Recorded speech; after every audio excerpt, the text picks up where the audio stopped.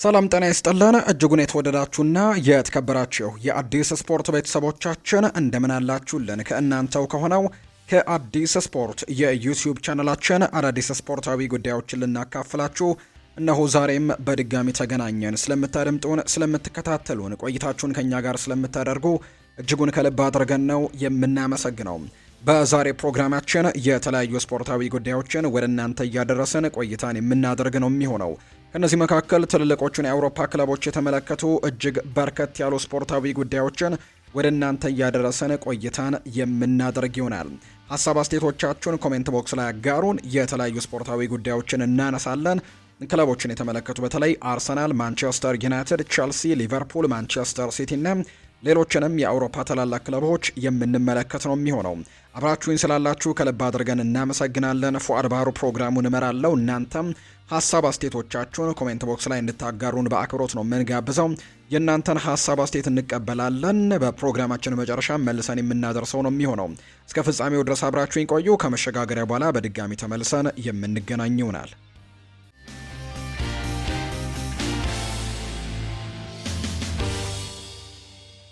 የአርሰናል ጉዳይን በማስቀደምን ጀምር። ዴክላን ራይስ አይቀጣም ተብሏል። እናም ነገ ምሽት ከአትሌቲኮ ማድሪድ ጋር በሚደረገው ጨዋታ ላይ እንደሚኖር ነው የተረጋገጠው።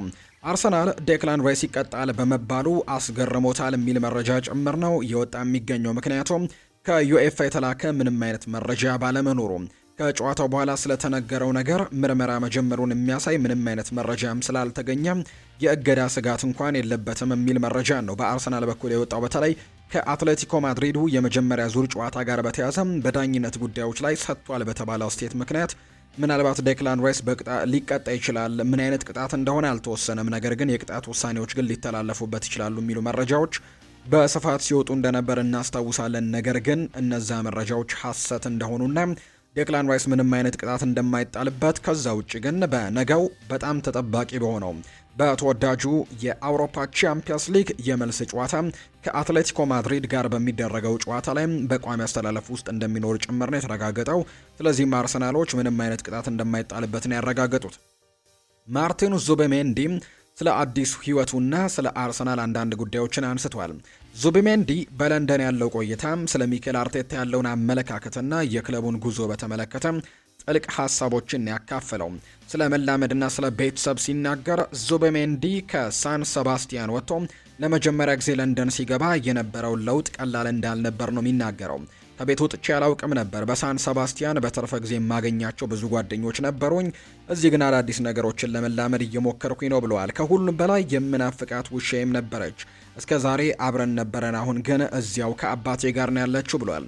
ስለ ሚኬል አርቴታና ስለ እድገቱም ይናገራል። አርቴታ ለተጫዋቾች አዲስ እይታ እንደሰጠው ጭምር ነው የሚናገረው። ክለቡን ከተቀላቀልኩኝ በኋላ ብዙ የምማረው ነገር እንዳለ ተገንዝቤበታለሁ።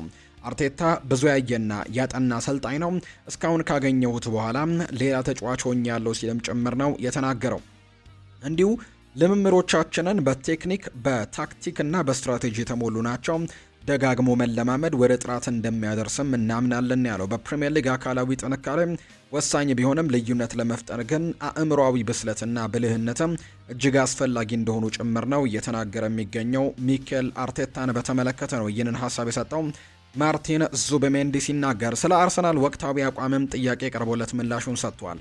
አርሰናል በየዓመቱ እያሳየ የመጣውን መሻሻል ከተመለከታቸው የዘንድሮው የውድድር ዘመን ወጥ በመሆን ላይ የተመሰረተ ነው። የትም ቦታ ማንንም ብንገጥም ትኩረታችን አይበታተንም። አርሰናል ባለፉት ጥቂት ዓመታት በቻምፒየንስ ሊጉ ከሩብ ፍጻሜ ወደ ግማሽ ፍጻሜ እያደገም መጥቷል።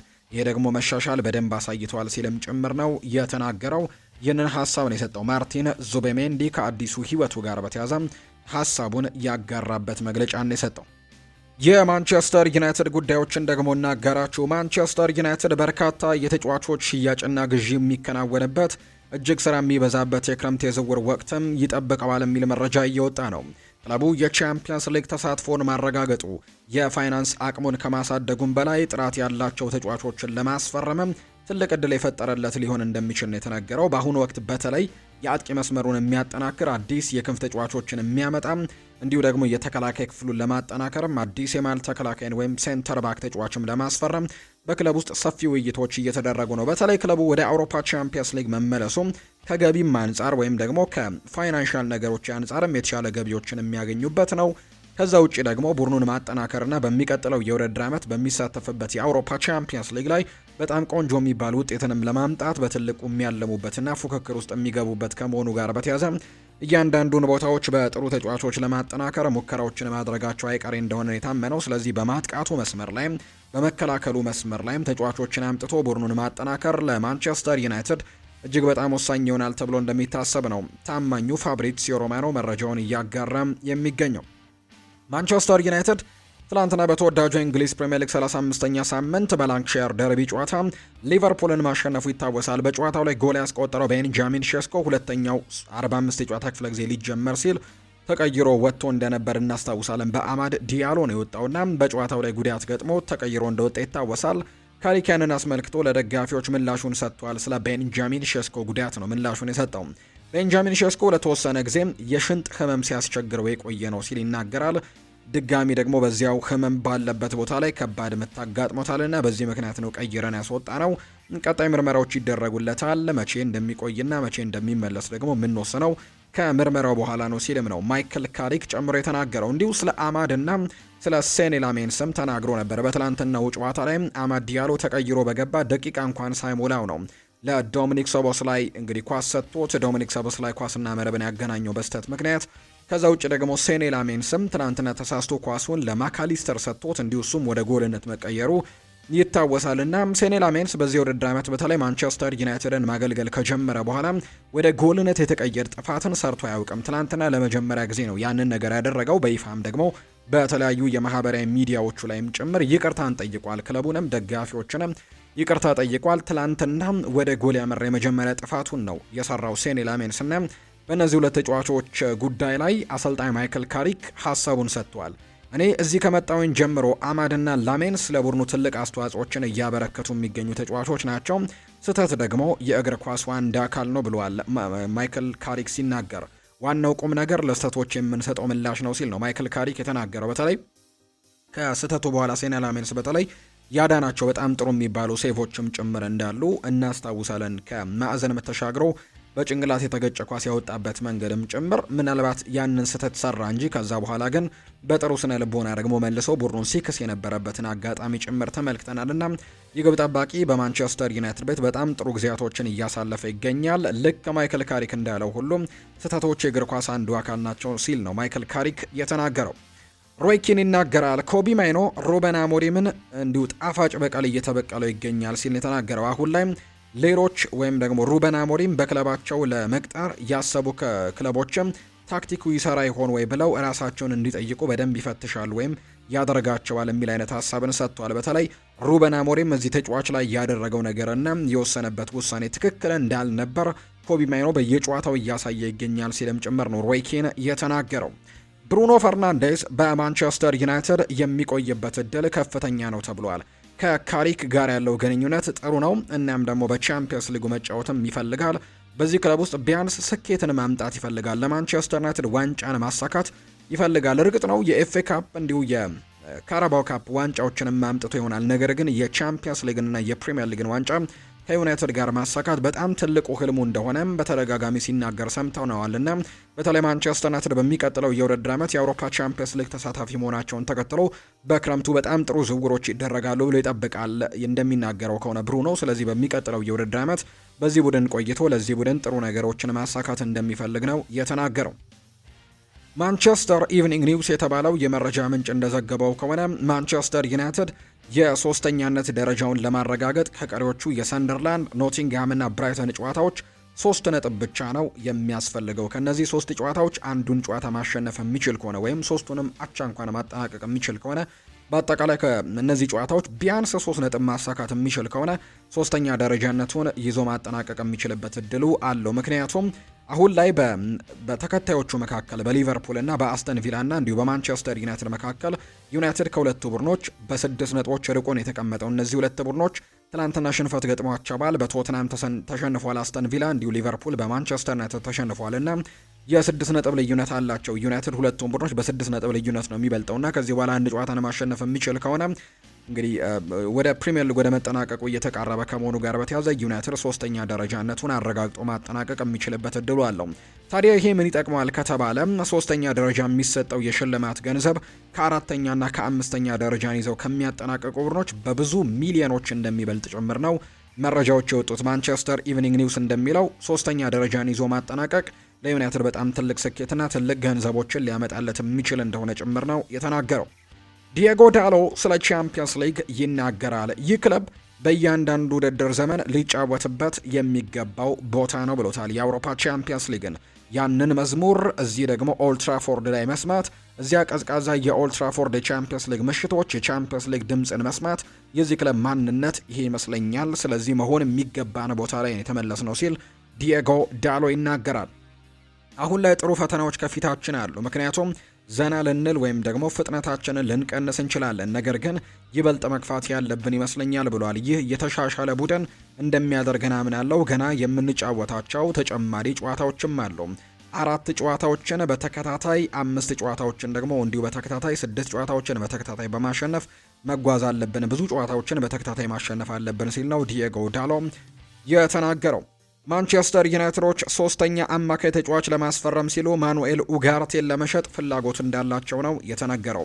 ሳሙኤል ሎሃረስት እንዳጋራው መረጃ ከሆነ ዩናይትድ ተጫዋቹን መሸኘት ካልቻሉ ለቀጣዩ የውድድር ዘመን ማኑኤል ኡጋርቴን እንደ አራተኛ አማራጭን በመያዝ ለመቀጠል እንደተዘጋጁ ሳሙኤል ሎሃረስት መረጃውን እያጋራ ይገኛል። እንደ ቲምቶክ ዘገባ ከሆነ ደግሞ በተለይ ዛሬ ቲምቶክ እና ከዛ ውጪ ፉትቦል ኢንሳይደር የተባሉ የመረጃ ምንጮች እንዳወጡት መረጃ ከሆነ ማንቸስተር ዩናይትድን ከሃሪኬን ጋር እያገናኙት ይገኛሉ። በተለይ የባየር ሚኒኩ ኮከብ ሃሪኬን ወደ ማንቸስተር ዩናይትድ ለመቀላቀል ትልቅ እንቅስቃሴዎች ሊደረጉ በክረምቱ እንደሚችሉ ነው እየተናገሩ የሚገኙት ቲምቶክ እና ፉትቦል ኢንሳይደር። ኬን በአሁኑ ወቅት የባሎንዶር ሽልማትን ለማሸነፍ ግንባር ቀደም እጩ ነው። በተለይ የአውሮፓ ቻምፒየንስ ሊግንና የዓለም ዋንጫን ከእንግሊዝ ጋር ማሸነፍ የሚችል ከሆነ የባሎንዶር ሽልማትን ለማሸነፍ በጣም ትልቅ ዕድል እንዳለው ይነገራል። በዚህ ዓመት የቻምፒየንስ ሊግ የዓለም ዋንጫንም የማንሳት እድሎቹም ስላሉት ማለት ነውና ምናልባት እነዚህን ማሳካት የሚችል ከሆነ የማሸነፍ እድሉ ከፍተኛ ነው። ይህ የእንግሊዝ ብሔራዊ ቡድን ተጫዋች ባየር ሚኒክን ከተቀላቀለ በኋላ ብቃቱን ወደ ሌላ ደረጃ ያሸጋገረ ሲሆን በዚህ ውድድር ዘመን በሁሉም ውድድሮች ባደረጋቸው 46 ጨዋታዎችም 54 ጎሎችንና 7 አሲስቶችን አድርጓል። ይህ ቢሆንም ግን ኬን ቶተናምን ከመልቀቁ በፊትም ሆነ በኋላ አልፎ አልፎ ከማንቸስተር ዩናይትድ ጋር ስሙ ሲያዝ የቆየ ሲሆን አሁን ላይ ያለው ኮንትራት በ2027 ነው የሚጠናቀቀው። የቤንጃሚን ሼስኮ ዝውውር ለማንቸስተር ዩናይትዶች በተለይ ውጤታማ ሆኖላቸዋል ብሎ ማንሳት ይቻላል። ነገር ግን ወደ ቻምፒየንስ ሊግ ከመመለሳቸው በፊት ግን ተጨማሪ ፉክክር እንዲኖር በክረምቱ የዝውውር መስኮት ሌላ አጥቂ ወደ ስብስባቸው ሊጨምሩ ይችላሉ። የፉትቦል ኢንሳይደሩ ፒት አርወርክ እንደዘገበው ከሆነ የኬን የኮንትራት ሁኔታ ማንቸስተር ዩናይትድን ተጨማሪ አጥቂ ማስፈረም እቅዳቸው ላይ ቀልጣፋ እንቅስቃሴን እንዲያደርጉ አበረታቷቸዋል። ይሁን እንጂ አሁን ያለው የተጫዋቹ አቋም ግን በባየር ሚኒክ ደስተኛ መሆኑን የሚያሳይ ነው። ማንቸስተር ዩናይትድም ይህንን ተጫዋች በቀላሉ ለማግኘት በጣም ከባድ ይሆንበታል ተብሎ ይታሰባል። ባየር ሚኒክም ተጫዋቹን ያን ያክል የመልቀቅ ፍላጎቶች እንደሌሉትና ተጫዋቹን በባየር ሚኒክ ደስተኛ እንደሆነ የሚያሳዩ መረጃዎች ናቸው እየወጡ የሚገኙት። ሊቨርፑልን የተመለከተ መረጃን ደግሞ ወደ እናንተ እናደርስ ውድ ቤተሰቦቻችን። አርነ ስሎት ይናገራል። እዚህ ያለው ሽግግር ገና አልተጠናቀቀም። ይህ ዑደት ከክሎፕ ጋር ሆነው ቻምፒየንስ ሊግንና ፕሪሚየር ሊግን ከበሉ ተጫዋቾች ውስጥ ሁለቱ ይለቃሉ፣ ሳላህና ሮበርትሰን ብሏል አርነ ስሎት ሲናገር። ስለዚህ ገና የምንጀምረው ሽግግር ነው ያለን ሲል ነው አርነ ስሎት የተናገረው። አርነ ስሎት ይቀጥላል። የማንቸስተር ዩናይትድ ጠንካራ ጎንን መቆጣጠር ተስኖን ነበር። እሱን ደግሞ በደንብ ነበር የምናውቃቸው። ጥንካሬያቸው መልሶ ማጥቃትና የቆመ ኳስ ላይ ነው። እሱን መቆጣጠር አልቻልንም። ዩናይትድን ስትገጥም የቱጋ ኳስ እንደምታመጣ እንዲሁ ደግሞ ኳሱን የቱጋ እንደምትቀማ ማወቅ አለብህ። በካውንተር ሰዓት አንተን ለመቅጣትም በቂ ተጫዋቾች ያሏቸው በጣም ፈጣን ተጫዋቾችና ውሳኔያቸው በጣም ሻርፕ የሆኑ ተጫዋቾች ናቸው ያሏቸው። ስለዚህም ወሳኝ ጎሎችን ያስቆጥሩብሃል መቆጣጠር ካልቻል ሲል ነው አርነ ስሎት የተናገረው። ሳላህና ትሬንት አሌክዛንደር አርኖልድ ሀሳቦቻቸውን ሰጥተዋል። ሳላህ ከሊቨርፑል ሲለቅ ያለቀስኩት ብቸኛው ተጫዋች ቢኖር ትሬንት አሌክዛንደር አርኖልድ ብቻ ነው እስካሁን ድረስ ብሏል። ከሊቨርፑል ለቆ እኔ ያለቀስኩለት ተጫዋች ወይም ደግሞ በጣም ያዘንኩት ስለለቀቀም ትሬንት አሌክዛንደር አርኖልድ ነው ብለዋል ሳላህ ሲናገር። በአንጻሩ ትሬንትም ስለ ሳላህ ሀሳብን ሰጥቷል። ሙሐመድ ሳላህ ታውቃለህ፣ ከተያየን በጣም ብዙ ጊዜያቶች ሆኖናል። እንግዲህ ማለት የምፈልገው ነገር ቢኖር ሁል ቀን ነው የምትናፍቀኝ፣ ለወደፊቱ መልካሙን ሁሉ እመኝልሃለሁ ሲልም ነው ትሬንት አሌክዛንደር አርኖልድ ለሙሐመድ ሳላህ ደግሞ መልእክቱን ያጋራለት። የማንቸስተር ሲቲን ጉዳዮች እናንሳ። ዘንድሮ ከአምናው ያነሰ ጫናን ያለብኝ ብሏል ፔፕ ጓርዲዮላ። የማንቸስተር ሲቲው አሰልጣኝ ፔፕ ጓርዲዮላ በዚህ ውድድር ዓመት ትልቅ ጫና እንደማይሰማው ነው የገለጸው። በዚህ ውድድር ዘመን ካለፈው ዓመት በጣም ያነሰ ጫና ይሰማኛል ሲል ፔፕ ይናገራል። ባለፈው ዓመት በዚህ ሰዓት በቀን ለ24 ሰዓት ቻምፒየንስ ሊግ ካልገባን ምን ሊከሰት እንደሚችል አስብ ነበር ሲልም ነው የተደመጠው። ዘንድሮ ግን ካራባው ካፕን አሸንፈናል፣ ኤፍኤ ካፕ ፍጻሜ ደርሰናል፣ በሊጉም አሁን ላይ ከዚህ አርሰናል ጋር እየተፋለምን ነው፣ ጥሩ ደረጃ ላይም እንገኛለን ሲል ነው ጓርዲዮላ የተናገረው። ሌላኛው ጓርዲዮላ ያነሳው ሀሳብ ስለ ራያን ሸርኪን የተናገረው። ሸርኪ ቦክስ ሲፋለማቸው በጣም ገርሞኛል፣ በጣም ያስፈራል ሲል ነው ፔፕ ጓርዲዮላ የተናገረው። በተለይ ሰሞኑን በአንዳንድ ማህበራዊ ሚዲያዎች ላይ የራያን ሸርኪን የቦክስ ልምምዶችን ተመልክተናልና እንዲሁ በርካቶችም ሀሳቦቻቸውን ከዚህ ጉዳይ ጋር አንስተው እየሰጡ ይገኛሉ። አሰልጣኝ ፔፕ ጓርዲዮላ ከራያን ሸርኪ ምን ያልጠበቁት ነገር እንደተመለከቱት በጋዜጠኞች ተጠይቀው ፔፕ ጓርዲዮላ በምላሻቸው ኢንስታግራምን ስመለከት ቦክስ እየተፋለመ አየሁት፣ ያ ፍጹም ያልጠበቅኩት ነገር ነው፣ በጣም አስገርሞኛል ሲልም ነው የተናገረው። እናንተ አይታችሁታል፣ እየተለየ ነው ያሉት ጓርዲዮላ ከሱ ጋር አልተነጋገርኩም በዚህ ጉዳይ ላይ፣ ከዚህ በኋላ በሁሉም ጨዋታዎች የማሰልፈው ይመስለኛል፣ ምክንያቱም ቦክስ ልምምዱ በጣም ያስፈራል ሲል ነው ፔፕ ጓርዲዮላ የተናገረው። ሸርኪ ከአጨዋወታቸው ጋር አይስማማም ስለመባሉ የተጠየቁት ጓርዲዮላ እናም የትኛው ተጫዋች ነው ከኔ ጋር የሚስማማው ሸርኪ የማይስማማ ከሆነ ሲል ምላሹን ሰጥቷል። ፔፕ ጓርዲዮላ በመጀመሪያ ዓመቱ ያደረገው ነገር ከኔ አጨዋወት ጋር ለማይስማማ ተጫዋች መጥፎ አይመስለኝም ሲልም ነው የተናገረው ፔፕ ጓርዲዮላ። ማንቸስተር ሲቲ ከፊል ፎደን ጋር አዲስ የረጅም ጊዜ ኮንትራት ዙሪያም የመጀመሪያ ደረጃ ንግግሮችን ማድረግ መጀመራቸው ይፋ ተደርጓል። ምንም እንኳን በአሁኑ ወቅት የፊል ፎደን ብቃት መቀዛቀዝ የታየበት አስቸጋሪ ጊዜ ቢሆንም በክለብ ውስጥ ግን ይህ ሁኔታ ለዓመታት ካሳየው ከፍተኛና ወጥ የሆነ ስኬት በኋላ የሚያጋጥም ተፈጥሯዊ ሂደት ነው የሚል ጠንካራ እምነት እንዳለን የተናገረው የክለቡ ከፍተኛ አመራሮችና ፔፕ ጓርዲዮላ የ25 ዓመቱን ተጫዋች ሙሉ በሙሉ እየደገፉት ሲሆን ለወደፊቱ ደግሞ የሲቲ የረጅም ጊዜ እቅድም እናም ደግሞ ዋና አካል እንደሆነ ጭምር ነው የተናገረው። ፌነርባቼ ለኦማር ማርሙሽ እስከ 30 ሚሊዮን ዩሮ ድረስም ለመክፈል ዝግጁ ሲሆኑ ተጫዋቹም ተጨማሪ የመጫወቻ ደቂቃዎችን ለማግኘት ሲል ወደ ሌላ ክለብ ለመዘዋወርም ክፍት እንደሆነ የሚያሳዩ መረጃዎች ናቸው በትልቁ እየወጡ የሚገኙት። ሪያል ማድሪድን የተመለከቱ መረጃዎችን ወደ እናንተ እናድርስ ወደ ቤተሰቦቻችን። ኤንድሪክ አሁንም ቢሆን 19 ዓመቱ ነው። በተሰጦም ቢሆን አስደናቂ ኳሊቲዎች ያሉት፣ ነገር ግን በዛውም ልክ እንደ ዱር ፈረስም በጣም ብዙ ኢነርጂዎችን ጨምሮ ይጫወታል። ሜዳ ላይ አንዳንድ ጊዜ በጣም ራስ ወዳድ ይሆናል፣ ነገር ግን አንዳንዴ ደግሞ ያለውን እምቅ አቅምም በሚገባ የተረዳ ተጫዋች ነው ሲልም ጭምር ነው እንዲሁ የተናገረው። እሱ ከዚህ የተሻለ ለማደግናም ለመሻሻል በጥሩ አካባቢ ውስጥም መሆን አለበት፣ ምክንያቱም እሱ ዳይመንድ ነው ሲልም ጭምር ነው የተናገረው። ያለውን አቅም ስመለከት ወደ አርሰናል ቢመጣም በጣም ደስ ይለኛል ሲልም ጭምር ነው የተናገረው። ይህንን የተናገረው የቀድሞው ፈረንሳዊ የአርሰናል ተጫዋች የነበረው ኢማኑኤል ፔቲት ነው ይህንን ሀሳብ እየሰጠም የሚገኘው። ኬሊያን ምባፔ ችግር ውስጥ የገባ ይመስላል ተብሏል። የኬሊያን ምባፔ ወደ ጣሊያን ያደረገው ጉዞ የማድሪድ ደጋፊዎችና የማድሪድን ቦርድ አስቆጥቷል። በሪያል ማድሪድ ውስጥ ግራ መጋባትና አስገራሚ ነገር አስከትሏል። እሱ በቫልዴባስ የማገገሚያ ሂደቱ ከመቀጠል ይልቅ መዝናናትን መርጧል። ክለቡ አስቸጋሪ ጊዜ ውስጥም እያለም እሱ ወደ ጣሊያን ለመዝናናት መሄዱ ብዙዎችን ያስገርመዋል። የኤምባፔ ባህሪን መረዳት አስቸጋሪ ሆኖባቸዋል። እንዲሁም ለማድሪድ ያለው ቁርጠኝነት ደግሞ ጥያቄ ውስጥ እንደገባ ጭምር የሚያሳዩ መረጃዎች ናቸው። ፍሌክሲ ዲያስ ወይም የዲያሪዮ አሱ ዘጋቢ መረጃውን እያወጣ የሚገኘው ኤምባፔ ከባርሴሎና ጋር ለመጫወት እርግጠኛ አይደለም ተብሏል። በዚህ ሳምንት የመጨረሻ ምርመራ ያደርጋል። እናም የማድሪድ ዶክተሮች ፍቃድ አግኝቷል። ለጨዋታም ዝግጁ ይሆናል። ካልሆነ ግን የባርሴሎና ጨዋታ እንደሚያልፈው የሚያሳዩ መረጃዎች ናቸው የወጡት። ጆዜ ሞሪኒዮ የሪያል ማድሪድ አሰልጣኝ የሚሆኑ ከሆነ የፓሪስ ሰን ዠርሜኑን አማካይ ቪታኒሃን እንዲቀላቀላቸው እንደሚፈልጉና ዋነኛ ኢላማቸው እንደሚያደርጉት የሚያሳዩ መረጃዎች ናቸው የበጡት። ኡናይ ኤምሪ ለሪያል ማድሪድ አዲስ አሰልጣኝነት በታጩት ግለሰቦች ዝርዝር ውስጥም ስማቸው በከፍተኛ ሁኔታ እየተነሳ እንደሚገኝ አሌክስ ክሩክ የቶክ ስፖርቱ ዘጋቢ መረጃው እየወጣ ይገኛል። ዳቪድ አንቸሎቲ ደግሞ አንድ ሀሳብን ሰጥቷል።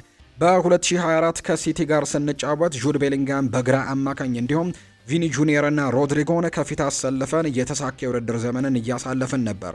ነገር ግን ለዚህ ጨዋታ እንደ ሶስተኛ አማካይ ወደ ኋላ የሚመለስ ወይም ድሮፕ የሚሆን ተጫዋች ያስፈልገን ነበር። ስንከላከል ሁለት ተጫዋቾች ብቻ ከፊት ለብቻቸው መጥተው አልቻልንም ነበር። የኛ መፍትሄ ቤሊንጋም ወደ መሃል በመምጣት ቪኒ ጀርባ እንዲጫወት ማድረግ ነበር። የሱ የመስራት አቅም የሲቲ ሶስተኛ አማካይ ለመከላከልም ያስችል ነበር። በመቀጠል ሮድሪጎን ወደ ግራ መስመር አዘዋውረውት እሱም ደግሞ ከፊት ከቀረው ቪኒ ይልቅ በመከላከል ረገድ የተሻለ ስራን ሰርቷል ነው ያለው።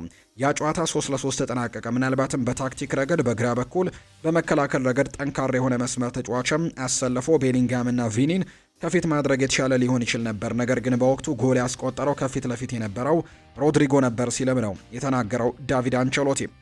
አልቫሮ አርቤሎ ይናገራል። ሌሎች ቡድኖች ከኛ በላይ ሲሮጡ ማየት ያመኛል። የተሟላ ቡድን መሆን ከፈለግን የሁሉንም ተጫዋቾች ቁርጠኝነትን እንፈልጋለን ያለው። ችሎታ ብቻውን በቂ አይደለም። ይሄ ደግሞ ሪያል ማድሪድ ነው። ተጫዋቾች ሪያል ማድሪድ ማለት ምን ማለት እንደሆነ መረዳት አለባቸው ሲል የተናገረው። ቪኒሲዮስ ጁኒየር ከማንኛውም የሪያል ማድሪድ ተጫዋች ጋር ምንም አይነት ችግር የለበትም ተብሏል እንደ ዘገባዎቹ ከሆነ። እንዲያውም በተቃራኒ ነው። በክለቡ መልበሻ ክፍል ውስጥ እጅግ በጣም ተወዳጁ ተጫዋችም ቪኒሲዮስ ጁኒየር እንደሆነ ጭምር የሚያሳዩ መረጃዎች ናቸው እየወጡ የሚገኙት። አንድ ቀን ወደ ፕሪሚየር ሊጉ መለሳለሁ ብሏል ሴስክ ፋብሬጋስ ነው ይህንን ሀሳብ የሰጠው። ስፔናዊው የኮሞ አሰልጣኝ ሴስ ፋብሬጋስ አንድ ቀን ወደ ፕሪሚየር ሊግ እንደሚመለስ ነው የተናገረው።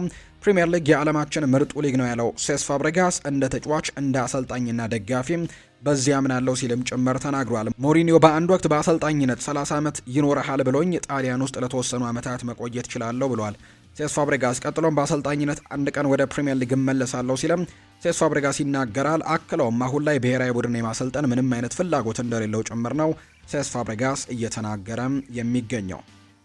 ውድ ቤተሰቦቻችን ዛሬ ሰኞ ነው። ሰኞ ደግሞ እንደምናደርገው ትልልቆቹን የአውሮፓ ሊጎች በዚህ ሳምንት የነበሩ ቁጥራዊ መረጃዎቻቸውን ወደ እናንተ እናደርሳለን። የተወዳጁ የእንግሊዝ ፕሪምየር ሊግን በማስቀደምን ጀመረ። በተወዳጁ የእንግሊዝ ፕሪምየር ሊግ በዚህ ሳምንት 35ኛ ሳምንት ጨዋታዎች ቀጥለው ተደርገዋል። የሊጉ መሪ አርሰናል ድል ቀንቶታል። 76 ነጥቦችን ሰብስቦም ሊጉን እየመራ ነው የሚገኘው። ተከታታይ ሽንፈቶችን ካስተናገደ በኋላ አሁን ደግሞ ተከታታይ ድሎችን በፕሪምየር ሊጉ ያገኘበት ሳምንት ሆኖ መጠናቀቁን ነው የተመለከት ነው። በዚህም በ6 ነጥብ ልዩነቶች ሊጉን እየመራ ነው። ሁለት ቀሪ ጨዋታዎች የሚቀሩት ማንቸስተር ሲቲ ዛሬ አንደኛውን ጨዋታ በሂልዲንግሰን ስቴዲየም ጨዋታውን ያደርጋል። ከኤቨርተን ጋር ከሜዳ ውጭ የሚደረግ መርሃ ግብር ነው። 70 ነጥቦችን ሰብስቧል።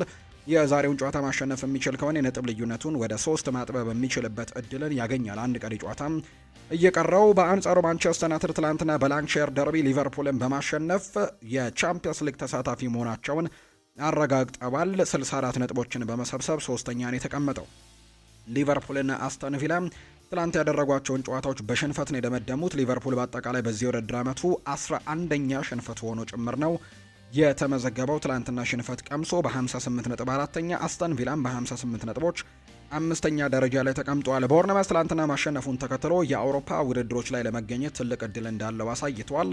በተለይ የዩሮፓ ሊግን ቦታ አሁን ላይ ተቆጣጥሮ ተቀምጧል። ቸልሲም መርሃ ግብሩን እያደረገ ይገኛል። እኛ ስቱዲዮ በገባንበት ሰዓት ላይ ከሊያም ሮስኔር ስንብት በኋላ የመጀመሪያ ጨዋታውን እያደረገ ነው። በ48 ነጥቦች ግን 9ኛ ደረጃ ነው። ይህንን መረጃ ወደ እናንተ እያደረስን በነበርንበት ሰዓት የነበረው ጨዋታን እያደረገ ከመሆኑ ጋር በተያዘ የጨዋታው ውጤት ደግሞ ደረጃው ላይ ለውጥ እንደሚያመጣ የሚታወቅ ነው። 9ኛ ደረጃ ላይ ነው የተቀመጠው። በደረጃ ሰንጠረዡ ግርጌ ላይ ለውጦች ተፈጥረዋል። በርንሌና ወልቭስ ቀድመው መውረዳቸውን ያረጋገጡ ቡድኖች ናቸው። ነገር ግን ዌስትሃም ዩናይትድ በዚህ ሳምንት ያደረገውን የትላንትናውን ጨዋታ ማሸነፉን ተከትሎ እንዲሁ ደግሞ ቶተንሃም ትናንትና አስተን ቪላን ማሸነፉን ተከትሎ የደረጃ ለውጦች ተከስተዋል። የሮቤርቶ ዲዘርቢ ቡድን ከወራጅ ቀጠና ወጥቶ 17ኛ ደረጃ ላይ ሲቀመጥ ዌስትሃም ዩናይትድ ወደ ወራጅ ቀጠናው የገባበት ውጤት ነው የተመዘገበው። ከፍተኛ ግብ አስቆጣሪነቱን ኤርሊንግ ብራውት ሃላንድ በ24 ግቦች ይመራዋል። ኢጎር ቲያጎ በ22 ግቦች ይከተለዋል። አንቷን ሴሜኑ 15 አለው። ዣ ፔድሮ እና ቪክተር ዮኬሬሽ 14 ግቦችን ያስቆጠሩት። ብሩኖ ሚጌል ፈርናንዴዝ 19 አሲስቶችን በማድረግ ይመራዋል። ዣሮድ ቦውን እና ሮያን ሸርኪ 10 አሲስቶችን አድርገዋል። ኤርሊንግ ሃላንድ 7 አሲስቶች ያሉት። ኤንዞ ሊፌ ከሰንደርላንድ፣ ግራኒት ዣካ ከሰንደርላንድ፣ ሃሪ ዊልሰን ከፉላም፣ ጃክ ግሪሊሽ ከኤቨርተን፣ ሊያንድሮ ትሮሳርድ ከአርሰናል እና ሙሐመድ ሳላ ከሊቨርፑል 6 አሲስቶችን ማድረግ የቻሉ ተጫዋቾች ናቸው። በተወዳጁ የእንግሊዝ ፕሪምየር ሊግ የስፓኒሽ ላሊጋ ሊጠናቀቅ 4 ሳምንት ብቻ ነው የሚቀሩት። ሻምፒዮኑ ለመለየትም በጣም ከጫፍ እንደደረሰ ይታወቃል። ምክንያቱም አንደኛ ደረጃ ላይ የተቀመጠው ባርሰሎና 88 ነጥቦችን ሰብስቦ ነው ሊጉን እየመራ የሚገኘው። ሁለተኛ ደረጃ ላይ የተቀመጠው ሪያል ማድሪድ በ77 ነጥቦች ነው የሚከተለው። የ11 ነጥብ ልዩነት በማዕከላቸው ይገኛል። የፊታችን እሁድ የሚደረገው የኤል ክላሲኮ ጨዋታ ሁሉን ነገር ይወስኗል ተብሎ ይጠበቃል። በጨዋታው ላይ ሪያል ማድሪድ የግድ ማሸነፍ አለበት ፉክክሩን ለማስቀጠል ወይም ደግሞ ያለውን ጭላንጭልም ቢሆን ተስፋ ለማስቀጠል። በአንጻሩ ባርሴሎና ግን ከዛ ጨዋታ ነጥብ አግኝቶ መውጣት የሚችል ከሆነ አቻም ቢሆን ቢያሸንፍም የሻምፒዮንነቱን የሚያረጋግጥበት ጨዋታ እንደሚሆን ይፋ ተደርጓል። ቪያሪያል 3ኛ ደረጃ ላይ የተቀመጠው 68 ነጥቦችን በመሰብሰብ አትሌቲኮ ማድሪድ በ63 ነጥቦች 4ኛ ደረጃ ላይ የተቀመጠ ቡድን ያደርገዋል። ሪያል ቤቲስ 5ኛ ደረጃ ላይ ተቀምጧል። የደረጃ ሰንጠረዡ ግርጌ ላይ ሲቪያ በ34 ነጥቦች 18ኛ ደረጃ ላይ የተቀመጠ ቡድን ነው። ሌቫንቴ በ33 ነጥቦች 19ኛ፣ ከዛ ውጪ ሪያል ኦቪዬዶ ደግሞ እንዲሁም በ28 ነጥቦች 20ኛ ደረጃ ላይ የተቀመጠ ቡድን እንደሆነ ነው ቁጥሮቹ የሚያሳዩት። ከፍተኛ ግብ አስቆጣሪነቱን እየመራ የሚገኘው ኬሊያን ኤምባፔ ነው። በ24 ግቦች ይመራዋል። ቬዳት ሙሪቂ በ21 ግቦች ይከተለዋል። አንቴ ቦሚደር ከኦሳሱና፣ ላሚን ያማል ከባርሴሎና 16 ግቦችን አስቆጥረዋል። ፌራን ቶሬስ ከባርሴሎና እና ቪኒሲዮስ ጁኒየር ከሪያል ማድሪድ ደግሞ 15 ግቦችን በላሊጋው ያስቆጠሩ ተጫዋቾች ናቸው። የአሲስቱን ደረጃ ላሚን ያማል ነው በ11 አሲስቶች የሚመራው። አርዳ ጉሌር ከሪያል ማድሪድ፣ ፈርሚን ሎፔዝ ከባርሴሎና፣ ሉዊስ ሚላ ከሄታፌ 99 አሲስቶችን አድርገዋል። አብዴ ከሪያል ቤቲስ፣ ፌዴሪኮ ቫልቬርዴ ከሪያል ማድሪድ እና ፔድሪ ከባርሴሎና ደግሞ 8 አሲስቶችን ያደረጉ ተጫዋቾች ናቸው። የጣሊያን ሴሪኤን እንመልከት። ኢንተር ሚላን ሻምፒዮን መሆኑን ያረጋገጠበት የጣሊያን ሴሪኤም ኢንተር ሚላን 82 ነጥቦችን ሰብስቧል። 3 ሳምንታት ብቻ ይቀራሉ። ናፖሊ ሁለተኛ ነው፣ 70 ነጥቦች ያሉት። በማዕከላቸው የ12 ነጥብ ልዩነት እንዳለ ይታወቃል። ኤሲ ሚላን ትላንትናም ሽንፈት ገጥሞታል። ካለፉት 5 ጨዋታዎች 3ኛ ሽንፈቱ ነው ትላንትና ያስተናግደው። በ67 ነጥቦች 3ኛ ነው። ዩቬንቱስ በ65 ነጥብ 4ኛ ደረጃ ላይ ተቀምጧል። የሴስ ፋብሬጋሱ ቡድን ኮሞ በ62 ነጥቦች 5ኛ ደረጃ ላይ ተቀምጠዋል። የአውሮፓ ተሳትፎን ለማግኘትም እጅግ በጣም ቅርብ እንደሆነ እየተመለከትን ነው። ነገር ግን ባለፉት 5 ጨዋታዎች ግን ማሸነፍ የቻለው አንድ ጨዋታ ብቻ ነው። የጃምፔሮ ጋስፔሬኒ ቡድን ሮማ ደግሞ አንድ ቀሪ ጨዋታ አለው። እሱን ጨዋታ ዛሬ ያደርጋል። የሚያሸንፍ ከሆነ ደረጃውን ማሻሻል የሚችልበት እድሉ አለው። አሁን ግን 6ኛ ደረጃ ነው የተቀመጠው። የወራጅ ቀጠናነቱ ላይ ክሮሚኔንሴ በ28 ነጥቦች፣ ቬሮና በ20 ነጥብና ፒያሳ በ18 ነጥብ የመጨረሻዎቹን 3 ደረጃዎች የያዙ ቡድኖች ናቸው። የከፍተኛ ግብ አስቆጣሪነቱን እየመራ የሚገኘው ላውታሮ ማርቲኔዝ ነው። ከኢንተር ሚላን 16 ግቦችን አስቆጥሯል። ማርከስ ቱራም በ13 ግቦች ይከተለዋል። እንዲሁ ዱቪካስ ከኮሞ፣ ኒኮፓስ ከኮሞ በ12 ግቦች ይከተሉታል። ዶኒያን ማለን ደግሞ በ11 ግቦች 5ኛ ደረጃ ላይ የተቀመጠው። የአሲስቱን ደረጃ ፌዴሪኮ ዲማርኮ በ16 አሲስቶች ሲመራው፣ ሉዌሬንቴ ከሳሶሎ፣ ኒኮሎ ባሬላ ከኢንተር ሚላን 8 አሲስቶች ያሏቸው፣ ሄሱስ ሮድሪጌስ ከኮሞ እንዲሁ ደግሞ ዌስተን መኬኒ ከዩቬንቱስ 7 አሲስቶችን ያደረጉ ተጫዋቾች ናቸው።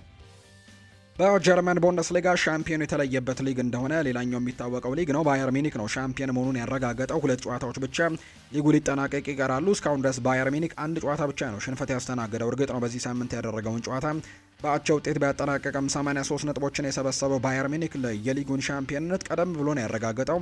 2ኛ ደረጃ ላይ የተቀመጠው ቦሩሲያ ዶርትመንድ ትላንትናም ሽንፈት ገጥሞታል። በቦሩሲያ ሞንቸግላድባህን የተሸነፈው።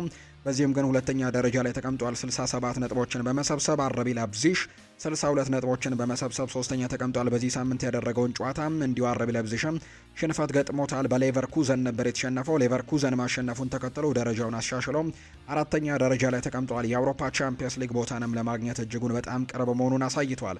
ሴም ፓውሊና ሄዲኒሃም የመጨረሻዎቹን 2 ደረጃዎች የያዙ ቡድኖች ናቸው። የከፍተኛ ግብ አስቆጣሪነቱን እየመራ የሚገኘው ሃሪኬን ነው። 33 ግቦችን አስቆጥሯል። ዴኒስ ኡንዳቭ ከስቱትጋርት 18 ግቦች ያሉት፣ ፓትሪክ ሺክ ከባየር ሌቨርኩዘን 16፣ ሉዊስ ዲያዝ ከባየር ሚኒክ እና ሴርሁ ጉራሲ ከዶርትሙንድ 15 ግቦችን ያስቆጠሩ ተጫዋቾች ናቸው። የአሲስቱን ደረጃ ማይክል ኦሊሴ ነው የሚመራው፣ 20 አሲስቶችን ማድረግ ችሏል። ዩሊያን ራይርሰን ደግሞ 12 አሲስቶችን በማድረግ ይከተለዋል። ሉዊስ ዲያዝን በተመሳሳይ 12 አሲስቶችን ማድረግ ችሏል። ፌሪየስ ቻቤ ከአይንትራክ ፍራንክፈርት ደግሞ 9 አሲስቶችን በማድረግ ተከትሎ የተቀመጠ ተጫዋች እንደሆነ ነው የተመለከትነው ቁጥራዊ መረጃውን። የፍሬንች ሊጓንን እንመልከት። በፍሬንች ሊጓን 32ኛ ሳምንት ጨዋታዎች ተደርገዋል። ነገር ግን ፓሪስ ሰን ዠርሜን 31 ጨዋታዎችን ያደረገው በ70 ነጥቦች ግን አሁንም የሊጉን መሪነት በአንደኝነት ቀጥለዋል። 70 ነጥቦችን በመሰብሰብ ነው አንደኛ ደረጃ ላይ ተቀምጠው። ተከታዩ ሌንስ ነው በ64 ነጥቦች ሁለተኛ ደረጃ ላይ ተቀምጠዋል። ኦሎምፒክ ሊዮን ትላንትና ማሸነፉን ተከትሎ 4ኛ ተከታታይ ድል ሆኖለታል። በሊጉ ላይ 60 ነጥቦችን በመሰብሰብ 3ኛ ደረጃ ላይ የተቀመጠ ቡድን ነው። ማርሴይ ቀስ በቀስ እየተንሸራተተ ይገኛል። 53 ነጥቦችን በመሰብሰብ 7ኛ ደረጃ ላይ የተቀመጠ ቡድን ነው። የደረጃ ሰንጠረዡ ግርጌ ላይ ደግሞ ናንተስና ሜትስ 17ኛና 18ኛ ደረጃ ላይ የተቀመጡ ቡድኖች ናቸው። ለመውረድም በጣም ቅርብ መሆናቸውን እንዲሁ ተመልክተናል። በአጠቃላይ ከፍተኛ ግብ አስቆጣሪነቱን ኤስቴቢያን ሉፓል ከሬንስ በ19 ግቦች ሲመራው፣ ጆዋኪም ፔንቼሊ ከስትራስቡርግ 16 ግቦችን አስቆጥሯል። ሜሰን ግሪንውድ ከማርሴይ 15 ግቦችን ሲያስቆጥር፣ ፍሎሪየን ባሎገን ከሞናኮ 13 ግቦችን ያስቆጠረ ተጫዋች ነው። የአሲስቱን ደረጃ ደግሞ አንድሪያ ቶምሰን ከሌንስ በ10 አሲስቶች ሲመራው፣ ሉዳኮቪች አሪኪው ከብሬሽት 9 አሲስቶች ያሉት፣ ቪታኒያ ከፓሪስ ሳን ዠርሜን 8 አሲስቶችን ያደርገዋል። አልፎንሶ ሞሬራ ከኦሎምፒክ ሊዮን 7፣ ሜሰን ግሪንውድ ከማርሴይ 6 አሲስቶችን በማድረግ ነው ተከታትለው የተቀመጡት። በዚህ ሳምንት የተደረጉ በጣም ተጠባቂ የነበሩ የአውሮፓ ታላላቅ ሊግ ጨዋታዎችና የነበሩት ውጤቶች ቁጥራዊ መረጃዎችም እነዚህን ነው የሚመስሉት። የተወደዳችሁና የተከበራችሁ ቤተሰቦቻችን ለዛሬ ያዝንላችሁ አዳዲስ ስፖርታዊ ጉዳዮቻችን እነዚህን ነው የሚመስሉት። ስላደመጣችሁን፣ ስለተከታተላችሁን ቆይታችሁም ከኛ ጋር ስለነበር እጅግ ከልብ አድርገን እናመሰግናለን። ፉአድ ባሩ የዛሬውን ፕሮግራም እየመራው ከእናንተ ጋር ቆይታን አደረግኩኝ። በቀጣይ ፕሮግራሞቻችን ሌሎች ስፖርታዊ ጉዳዮችን፣ ሌሎች አዳዲስ መረጃዎችን አካተን በድጋሚ ተመልሰን የምንገናኝ ይሆናል። ስላደመጣችሁኝ ከልብ አድርጌ ያመሰገንኩኝ። መልካም ጊዜ መልካም ምሽት እንዲሆንላችሁም ነው በአክብሮት የምመኘው።